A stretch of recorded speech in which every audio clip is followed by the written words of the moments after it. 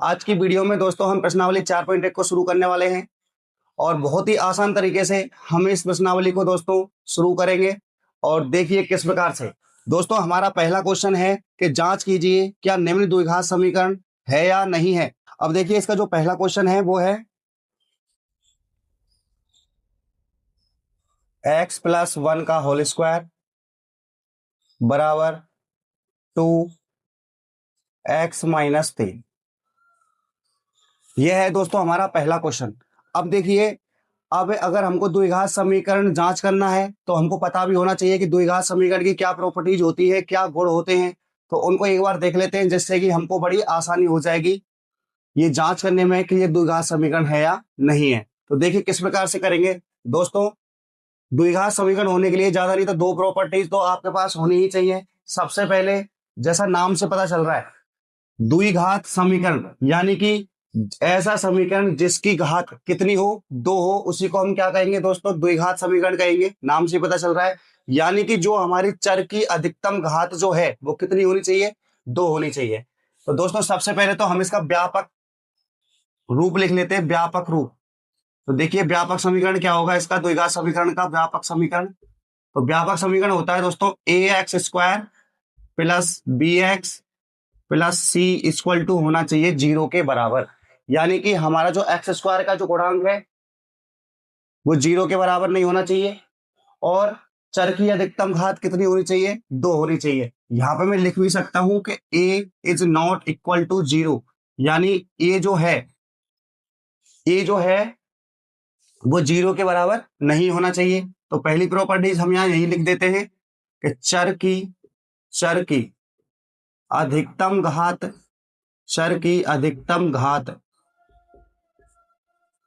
2 हो। और दूसरी प्रॉपर्टी, ए का मान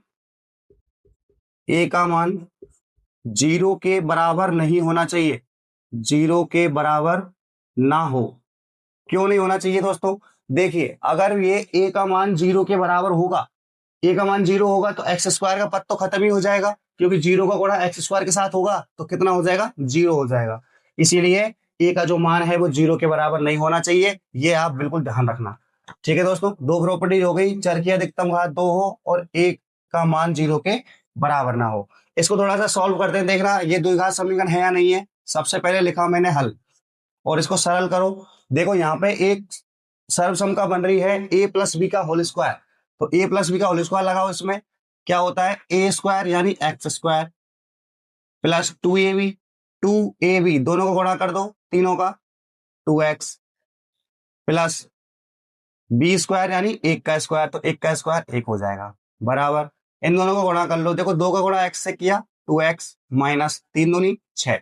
तो ये मैंने यहाँ पे सॉल्व कर लिया। आप चाहो तो यहाँ पे लिख भी सकते हो कि a प्लस बी का होल स्क्वायर बराबर ए स्क्वायर प्लस 2ab और प्लस बी स्क्वायर से हमने इसको यहाँ पे सॉल्व कर लिया है। ठीक है दोस्तों, अब देखिए जो जो सजातीय पद हैं उनको एक साथ ले आओ, सबको इधर ले आओ।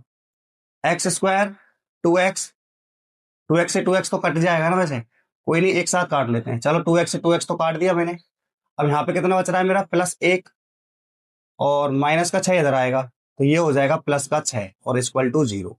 अब देखो इसको सॉल्व करो, एक्स स्क्वायर प्लस 6 और 1 हो गए 7 बराबर 0। अब मेरा जो फाइनल आंसर निकल के आया वो आया ये। अब इसको चेक करना है हमें। ठीक है, इसका मानक रूप में देखो, अर्थात अर्थात कैसे लिख सकते हैं इसको, देखो x square.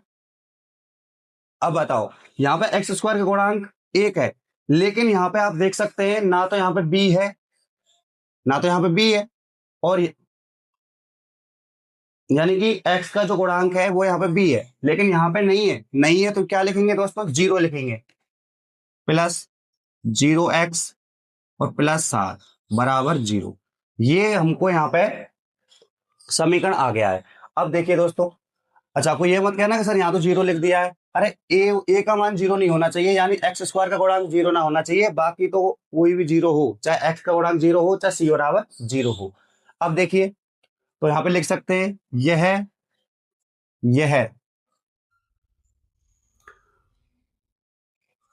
X square plus b x plus c बराबर 0 के रूप का है।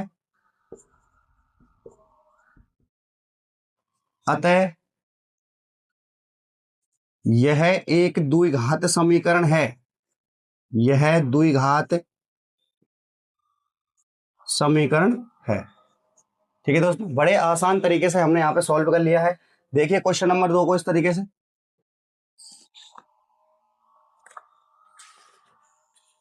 क्वेश्चन नंबर 2 है दोस्तों, एक्स स्क्वायर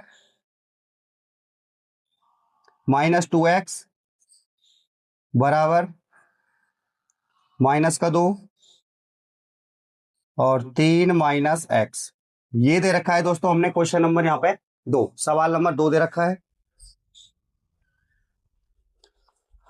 अब देखिए इसको भी दोस्तों सॉल्व करना है। किस प्रकार से करेंगे, देखो इसको तो ऐसे रहने देते हैं, एक्स स्क्वायर माइनस 2x बराबर, कोष्टक को गुणा कर लो। देखो माइनस 2 को गुणा 3 से के साथ किया तो ये हो गया माइनस का 6 और प्लस 2x, क्योंकि माइनस का 2 और माइनस का x दोनों माइनस माइनस क्या हो जाएंगे, प्लस हो जाएंगे, तो प्लस का 2x आ जाएगा। अब देखो इन सबको इधर ले आओ, एक्स स्क्वायर माइनस का 2x और इस 2x को पहले लाओ, माइनस का 2x और माइनस का प्लस का 6 बराबर 0। ठीक है दोस्तों, ये प्लस का था, इधर आया तो माइनस का हो गया, और इधर माइनस का 6 था, इधर आया तो प्लस का हो गया। इसको थोड़ा और सोल्व करो, एक्स स्क्वायर माइनस का 4x और प्लस का 6 बराबर 0। ठीक है, अब आपको पता ही है ये तो द्विघात समीकरण है ही है, क्योंकि आप व्यापक व्यापक रूप में देख सकते हैं। अर्थात अर्थात अर्थात क्या, अर्थात तो यही है, x square minus 4x plus 6 बराबर 0। अब यहाँ लिख सकते हैं यह x square plus b x plus c बराबर 0 के रूप का है, के रूप का है। तो क्या लिख देंगे, अतः अतः यह द्विघात समीकरण है, या होगा द्विघात समीकरण है। इस प्रकार से दोस्तों हमने यहाँ पे दोनों क्वेश्चनों को हल कर लिया है। अब देखो क्वेश्चन नंबर 3 देखें, x-2 x-2 x+1 x+1 बराबर x-1 और x+3। इसको दोस्तों हमको बताना है कि ये द्विघात समीकरण है या नहीं है। तो देखिए सबसे पहले लिखेंगे हल, गुणा कर लो भाई, दोनों कोष्टकों को गुणा हो रहा है। सबसे पहले x का गुणा करो पूरे कोष्टक के साथ। देखो x का गुणा x के साथ किया तो हो गया एक्स स्क्वायर, x का गुणा 1 के साथ किया तो हो गया x, -2 का गुणा किया x के साथ तो हो गया माइनस का 2x, और -2 का गुणा 1 के साथ किया तो माइनस का 2 बराबर। ऐसे ही इन दोनों को कर लो। देखो x गुणा x के साथ किया तो एक्स स्क्वायर, प्लस 3 के साथ किया 3x, अब -1 का गुणा करो, माइनस का x और माइनस का 3। अब देखिए दोस्तों एक्स स्क्वायर से तो एक्स स्क्वायर कट जाएगा, क्योंकि प्लस का है इधर भी और प्लस का ही इधर। अगर इधर प्लस का होता इधर माइनस का होता तो नहीं करता। अब देखो x और माइनस का 2x घटा लो, कितना हो गया, माइनस का हो गया x और माइनस का 2 बराबर। ऐसे ही इधर देख लो, 3x में से 1x गया तो कितना बचा, 2x बचा और माइनस का 3। 2x को भी इधर ले आओ, तो माइनस का x और माइनस का 2x माइनस का 2 इधर ले आओ, प्लस का 3 बराबर 0। कितना हो गया, माइनस का 3x और प्लस का 1 बराबर 0। ठीक है दोस्तों, माइनस कॉमन लेके अगर भाग भी दे देंगे, अगर इसको प्लस का भी कर देंगे, फिर भी ये द्विघात समीकरण है क्या, नहीं है। तो यहाँ पे लिख सकते हैं अर्थात अर्थात इसको लिख लो, -3x, एक्स स्क्वायर तो है ही नहीं है इसमें, यानी कि व्यापक रूप में लिखो 0x² माइनस का 3x और प्लस का 1 बराबर 0। ऐसे ही तो बनेगा ये। अब हमको पता है, हमने अभी बात की थी कि जो a का मान है, जो x² का जो गुणांक है वो 0 के बराबर नहीं होना चाहिए। तो बताओ दोस्तों क्या ये द्विघात समीकरण होगा क्या, नहीं होगा, क्योंकि इसमें चर की अधिकतम घात आपको 2 भी नहीं दिख रही है। तो यहां से लिख सकते हैं यह ax² plus bx plus c बराबर 0 के रूप का नहीं है, के रूप का नहीं है, अतः यह द्विघात समीकरण नहीं है। द्विघात समीकरण नहीं है। इस तरीके से दोस्तों हमको यहाँ पे बताना है सॉल्व करके। ठीक है दोस्तों, अभी हम करेंगे क्वेश्चन नंबर 4 को, तब तक इनको देखिए। साथियों देखिए क्वेश्चन नंबर 7, एक्स प्लस 2 का होल क्यूब बराबर 2 कोष्टक एक्स स्क्वायर माइनस 1। इसको चेक करके बताना है कि द्विघात समीकरण है या नहीं है। तो देखो सबसे पहले लिखेंगे हल। अब देखिए दोस्तों, यहाँ पे हमें सर्वसमता की आवश्यकता पड़ेगी ए प्लस बी का होल क्यूब। तो देखिए मैं यहाँ पे लिख देता हूं ए प्लस बी का होल क्यूब बराबर, सबसे पहले ए का cube plus 3 a square b plus 3, अब की बार बी का स्क्वायर करेंगे बी स्क्वायर प्लस बी पे क्यूब का उपयोग करने पर या प्रयोग करने पर। ठीक है दोस्तों, सर्वसमता को ध्यान रखना है। ए प्लस बी का होल क्यूब क्या होता है, a cube plus 3 a square b plus 3 a b square plus b cube. अब देखो इससे इसको खोल लो, सबसे पहले एक्स क्यूब तो एक्स क्यूब, अब 3 ए क्या है, यहाँ पे ए है एक्स का गुणांक कितना है ए है, तो 3 ए स्क्वायर यानी 1 का स्क्वायर, और बी बी क्या है 2, तो 2 यानी कि सीधा गुणा हो जाएगा 3 दूनी 6, तो प्लस ये हो गया मेरा 6 और क्या एक्स, 6x हो गया, यानी कि मुझे 3 a स्क्वायर भी करना है तो 6x हो गया। अब देखो आगे चलो, प्लस अब करना है हमको 3 a स्क्वायर भी, यानी कि देखो 3 गुणा एक का मान तो एक ही है, अब स्क्वायर किसका करना है बी का, यानी 2 का स्क्वायर कितना हो जाएगा 4, 3 दूनी वो सॉरी 3 चौका 12, तो 12 हो जाएगा, यानी कि 12x आ जाएगा। अब बी का क्यों करना है, यानी 2 का क्यों कितना होगा 8, 2 गुणा 2 कितना हो गया 8 हो गया। ये खुल गया भाई, ये मैंने खोल दिया, बराबर क्या चल रहा है, इनको गुणा कर लो 2x स्क्वायर माइनस का 2,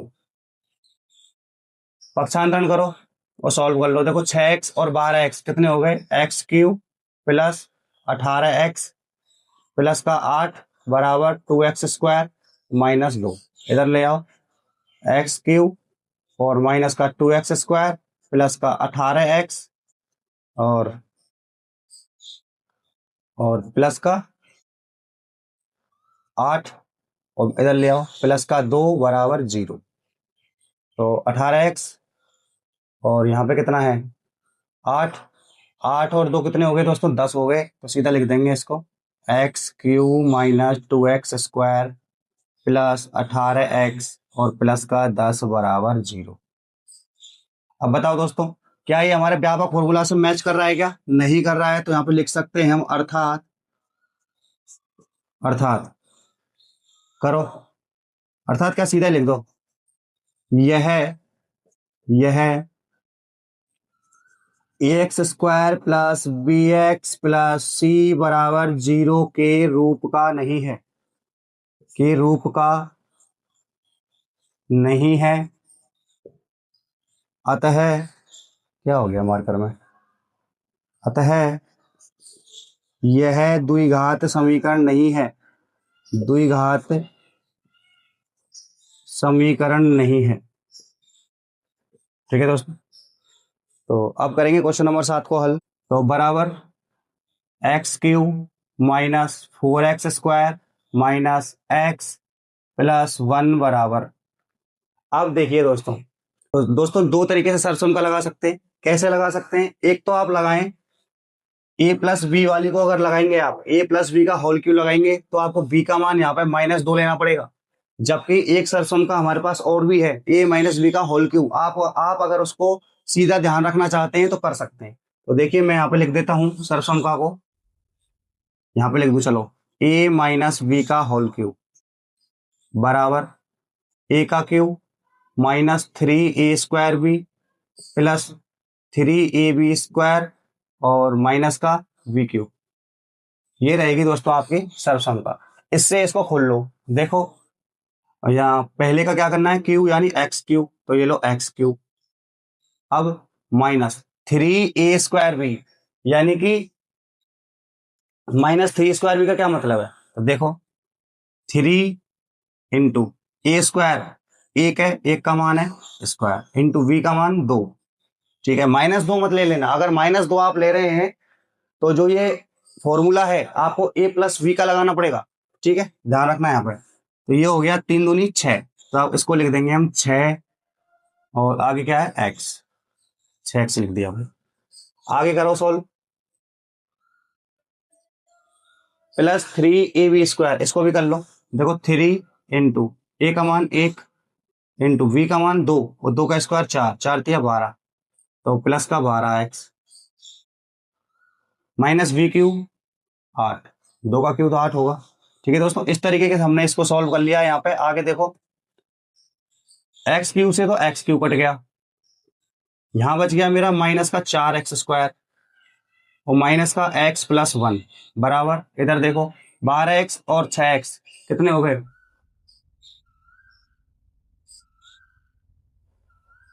12x और 6x, 6x हो गए, घटा लिया, माइनस का 8 इधर ले आओ, बराबर -4x² माइनस x माइनस का 6x और प्लस का 1 और प्लस का 8 बराबर 0, इधर ले आया मैं इसको, बराबर ये कितना हो गया देखो, -4x² माइनस का 7x और 8 और 1 9 बराबर 0।